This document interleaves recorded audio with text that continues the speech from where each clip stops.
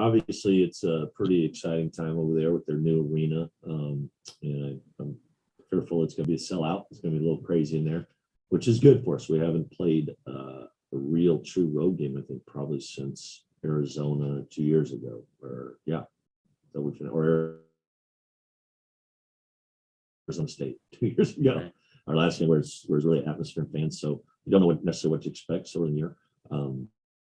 And the close proximity is going to make it really interesting. And I think their leading scorer actually coached at the University of San Francisco. So there's a lot of stuff going on, and we played coming off us playing really well. So we'll see if we can handle some success moving forward.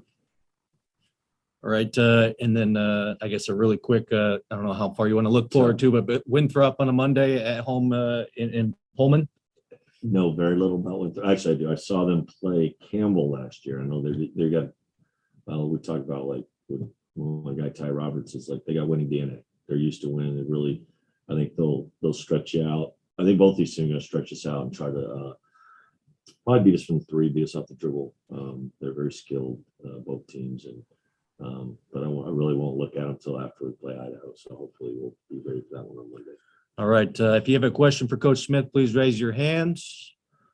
Coach, first question is going to be Jamie Vinnick from Coop Fan. Go ahead, Jamie. Morning, Coach. How's it going? Great. Jimmy, how you doing? I'm great. Good to hear. So obviously, as you mentioned, it's kind of the first real road game for a lot of these guys, FA, Deshaun, TJ, et cetera. Has there been something you kind of try and tell them about just anticipating a road crowd? You know, gosh, I didn't even put it in the terms of none. I just realized FA really hadn't played in front of a crowd like that. No, it'll be new. I mean, we can talk about it. We can do it. We can crank up the volume on the speakers in there. I think it's one of those things you got to get live ammo, real bullets flying at you. And it'll be a challenge, and there'll be nerves. I think that's part of why, there'll be the adrenaline or whatever it is. You need to be juiced. There'll be juice. So they're gonna come out punching, and we got to be able to take a punch and punch back. Kind of speaking of FA, how close is he to getting to that 100% threshold? You have to ask him. I think it's going to be, with his knee and stuff, it's going to be a little touch and go. But I think I don't want to whammy it. He looked obviously played really well last game, but he also had I said the 20-minute mark is probably where he needs to be right now, because I think there was a couple moments there where he was fatigued. We played great. You could see it in him just kind of laboring to get up and down the court, and then he has a pretty hard tell because he plays so hard. When he's gassed. And when we got Deshaun, we'll get Deshaun going. And both those guys, as they move forward, get in better shape. When do you kind of anticipate maybe stretching that 20-minute threshold? We did ask him. I just think we'll see how it goes. I just think he's about the 20. I just think it'll be as a feel thing, how he feels. He's not taking as many reps in practice, like off a day after a game. But we're playing it smart and don't want to get a lot of wear and tear on it. So it's almost like every other day for now. But until he gets stronger and more comfortable. But I think we're getting there. I think by league he should be full tilt. And I think the worst that he could, play accordingly. And then, Mike's obviously played really well in these first couple of games, but he's kind of doing it in different ways than he maybe would have at South Alabama, where he was pouring in 20-some a game, and now he's getting, 10, 11 points, but also the rebounds and assists. Do you feel like he's kind of settled into a bit of a different role than maybe he would have had at South Alabama, where there's so much depth and so much scoring that he's doing a lot of the little things as well? Yeah, I think it's funny. It's just a little surprising not knowing him, not coaching him, that I'm really excited about. He's actually a great feel guy. He's really good at pick and roll. He'll make the right pass. He sees a lot of things. Gives a veteran calming presence out there. Gives the ability to, get Noah and Ty off the ball, find them shots. So I think he's doing a great job there, and he's keep improving defensively. He's been he's just counting on score so much, and I think he's starting to get his role too. And as I think he's really good there.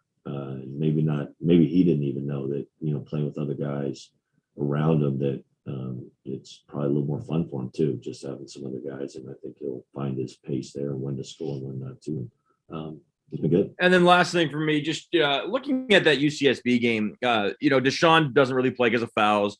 You only hit 2 threes. Tyrell has an off night shooting, just I think 4 of 13, yet you still score 73 points. How much do you think that speaks to, the improved depth and the improved offensive depth, especially that you guys have this year? Yeah, no, I knew going into last year, I'm really proud of that team because we knew we were thin going the year. We lost Jefferson. Ryan had COVID issues where he missed about a 2-week stretch. So we hung in there. And so we just you don't have to run as much offense when you have good guards. They're going to find plays and make plays. And I think that's a big part of it. You can play a little more pace. You don't have to necessarily move the pieces around the board like a chess game. And the more comfortable you get, I think the better we'll be and they'll be. Thanks, Coach. Appreciate it. Good luck tomorrow. All right. Thanks, sir. All right, Coach. Our next question is going to be Austin Getz. Austin from the Evergreen, correct? Go ahead. No, he's there. Austin from the Evergreen, correct? No, from up at KHQ up in Spokane, but I was a Coug. So, All right. that. Thanks, Austin. Go ahead. No problem. Coach, we kind of saw, how these guys played with a crowd behind them the other night, and we'll see that throughout the season. But how valuable is it for them to get some early season experience going on the road and, playing in front of a crowd that's pulling in the other direction? It's going to get us ready for league. I think, I keep thinking Tucson right away because that's probably one of the best environments in our league. And I think they're going to run into similar type atmosphere. I don't know yet, but I do think that, and with a team that has a huge motivation, a huge chip on the shoulder, they got plenty of bulletin board material from me from in the past. And like I said, they're the point guard. I love him. I coach him in San Francisco, and he's got a lot to prove. And it's a good player. I'm happy for him, but I'm not going to be. It's like Grant. We're Seattle, so I'm like, I'll be happy for Trey after this, after we play him. So, but it's neat to watch him and see him succeed and how he's improved and really helping out Idaho. All right. Any other questions for Coach Smith? Last Yeah, I have chance. one more if we have time. Go ahead. Just kind of, your thoughts on Idaho, what they maybe do well, because they're a program trying to, build a foundation, but it seems in the past, throw the records out for this one because they always seem to play you guys close. Oh, absolutely. We were very fortunate to beat them last year, and they're going to play with a lot of spirit, and they're good. I think they've improved from where they were last year, and they're definitely more.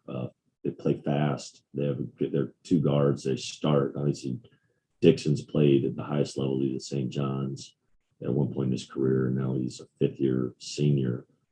Trey's been in a really good program with some really good guards. And plus, they got a couple of guys that are absolute drillers in Quinette and Bertan. I think I said Nolan. I recruited him. So amongst some other guys, but just we haven't seen a team like that. They can just fly it up the floor. They're hard to keep out of lane because it's hard to provide help. You can't leave Quinette and Bertan, so it just creates a lot of space for them, and that'll be just the games I've seen them so far is like in the Long Beach game, which they had a great opportunity to win.